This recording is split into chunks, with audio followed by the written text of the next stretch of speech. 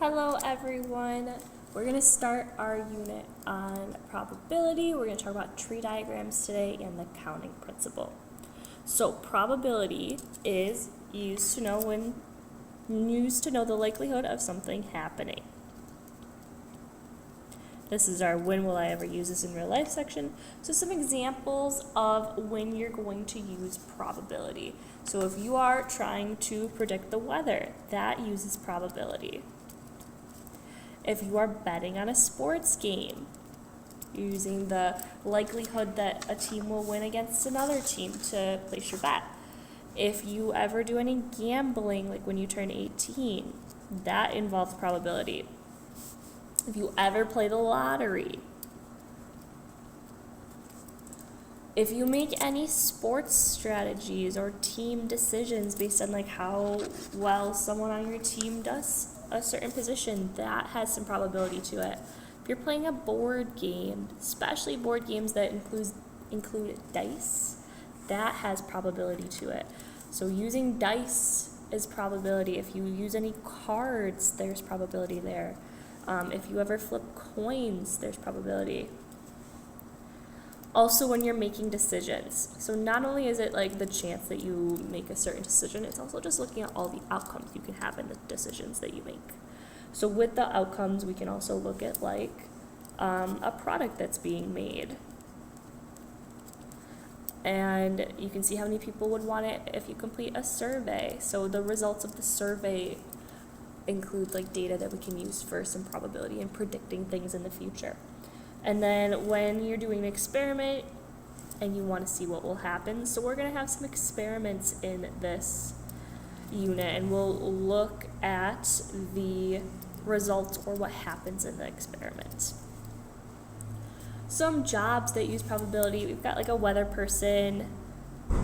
Those people are looking at like the chance that certain weather occurs. Coach and athlete go together, they're looking at how good a person is in a certain position. Someone who bets, and then a casino worker, those are similar because they're looking at probabilities of certain games. Scientist, business person, actuary, game maker, marketing rep, those are all looking at the likelihood things happen and using that information to like make their product or a game or stuff like that. And then these topics are going to come up again in 8th grade and in Algebra 1 and 2. So let's talk about some vocab now. So vocab that we're going to have, the word outcome. So an outcome is all the possible results from an experiment. It is a possible result from an experiment, not all of them, just one of them. So an example is when you roll a die, the possible outcome you could get could be rolling a 6. That could be what the die falls on. The sample space is all of the outcomes.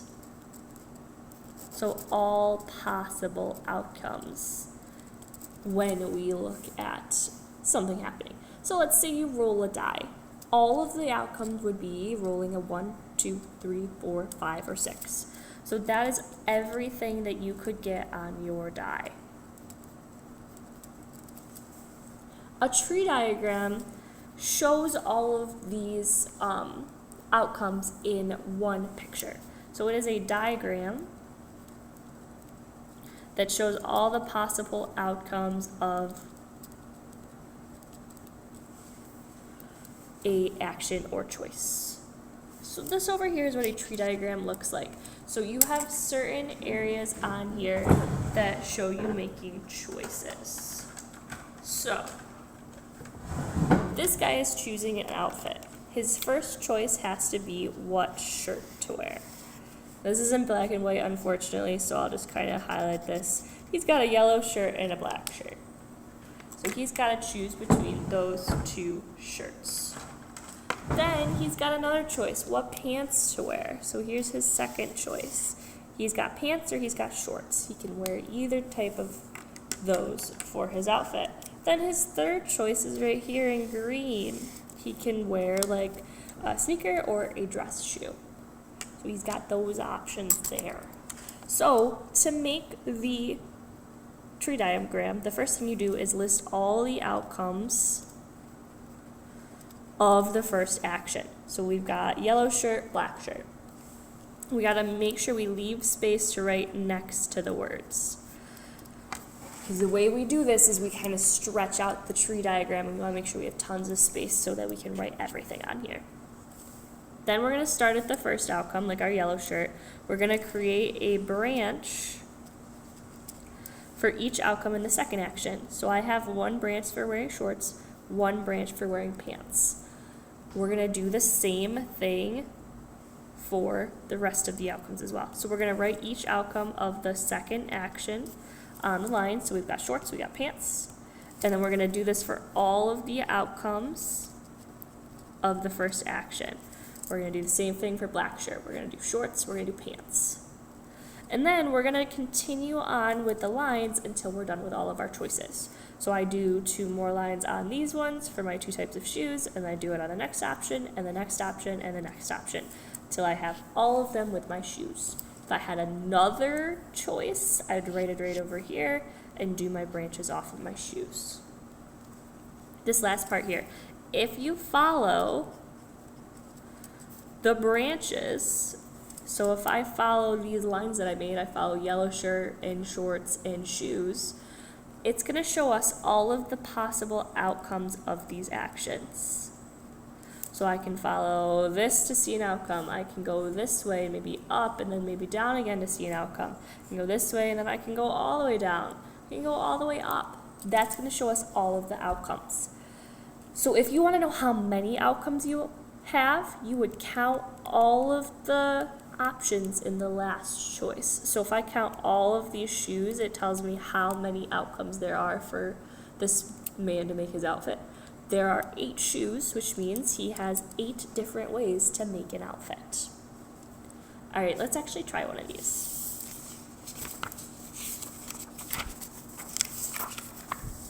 So we're going to create tree diagrams, and then we're going to write down that sample space here. Remember, sample space is all the possible outcomes.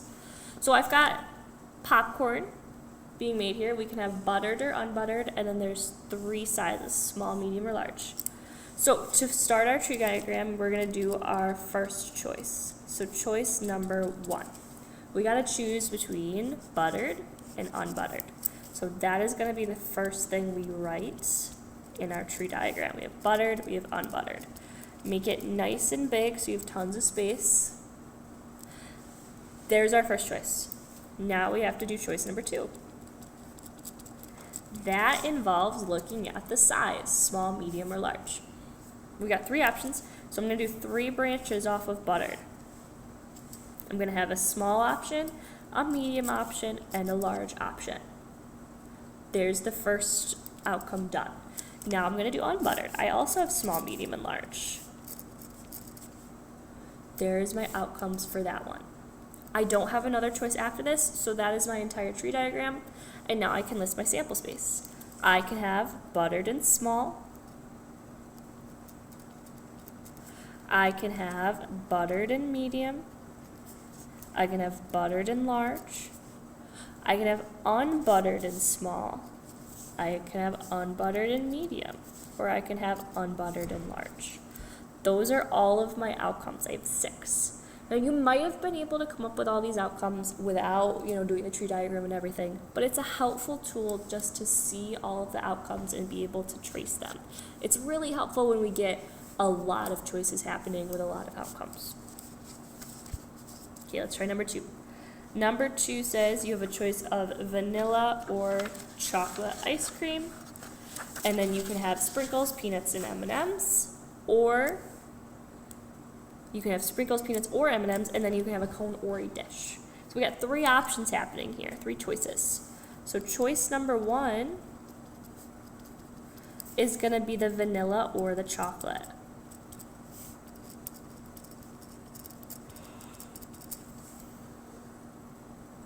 That's our first choice. And then choice 2, we got to choose between sprinkles, peanuts, or M&Ms. So that's 3 options. Off of vanilla, I'm going to have 3 lines. I'm going to have sprinkles, peanuts, or M&Ms. And I'm going to have that off of chocolate as well. I'm going to have sprinkles, peanuts, and M&Ms.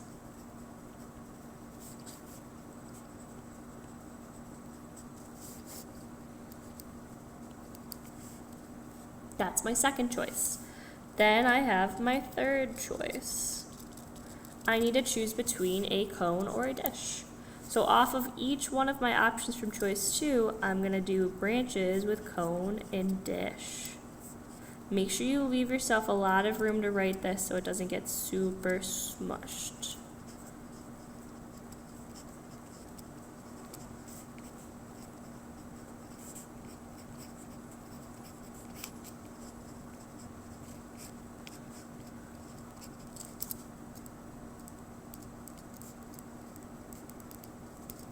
Alright, that's the entire tree diagram. So if I follow the branches, I can see all of the outcomes of this sundae that I'm making.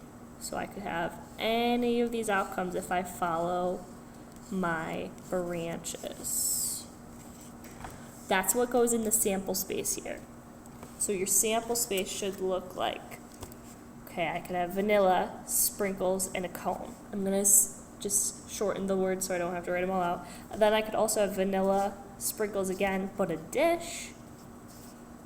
Okay, I did sprinkles with my vanilla. What about peanuts? I could have vanilla, peanuts, and then a cone. Or I could have vanilla, peanuts, and then a dish instead. Then I can go over here to M&Ms. I can have vanilla, M&Ms, and a cone. Vanilla, M&Ms, and a dish. And that's all my vanilla options. I can get into the chocolate options. I can have chocolate, sprinkles, and a cone. Chocolate, sprinkles, and a dish. Or I can have chocolate, peanuts, and a cone. Or I could have chocolate, peanuts, and a dish. Or chocolates, M&Ms, and a cone. Or chocolate, M&Ms, in a dish. Those are all your possible outcomes for this sundae. Okay, what I would like you to do now is go do numbers 3 and 4. Do those now, please, and then we'll look at the answers in 1 second.